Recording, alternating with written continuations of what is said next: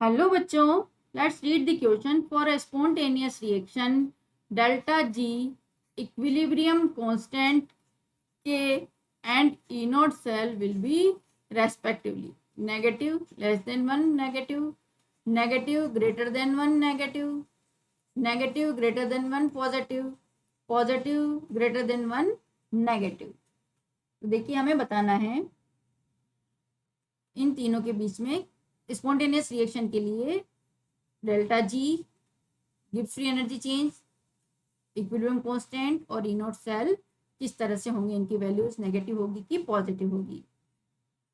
Now तो इस question को सॉल्व करने के लिए जो हमारा की कॉन्सेप्ट हो जाएगा, this is thermodynamic parameter of reaction. This is thermodynamics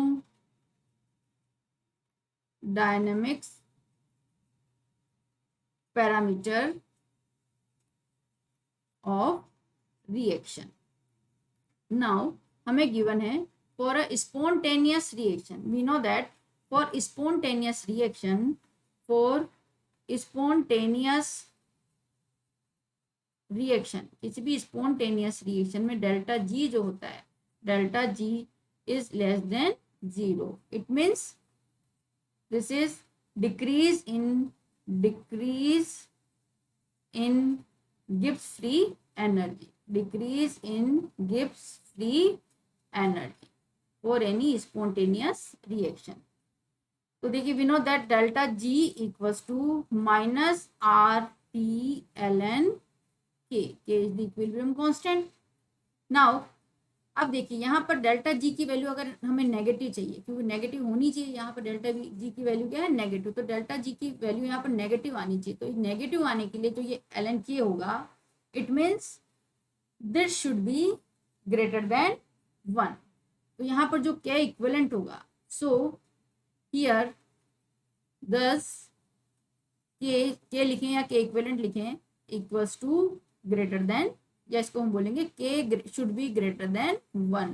के की जो वैल्यू है ग्रेटर देन वन होनी चाहिए, तभी जी डेल्टा जी की वैल्यू क्या आएगी, नेगेटिव आएगी। और क्योंकि स्पॉन्टेनियस रिएक्शन है तो डेल्टा जी की वैल्यू नेगेटिव ही होनी चाहिए। तो डेल्टा जी की वैल्यू नेगेटिव होने के लिए के की वैल्यू क्या होगी, greater than one. K is the equilibrium constant, we can write K equilibrium also. Hence अब देखिए, हैंस अब क्योंकि we know that delta G naught, delta G जो होता है, delta G equals to minus N F E is the E cell, E जो है यहाँ पर ई डिनोट कर रहा है ये ई सेल को। नाउ एन हो गया number of electron transferred in the balance reaction, F is the Faraday, G delta G तो गिफ्ट फ्री। अब देखिए डेल्टा जी नेगेटिव है, so E note cell again same, this E cell जो होना चाहिए वो होना चाहिए positive. This E note cell delta G naught, this E naught cell should be greater than 1. So E naught cell की जो value हो जाएगी, E naught cell should be greater than 0, it means positive.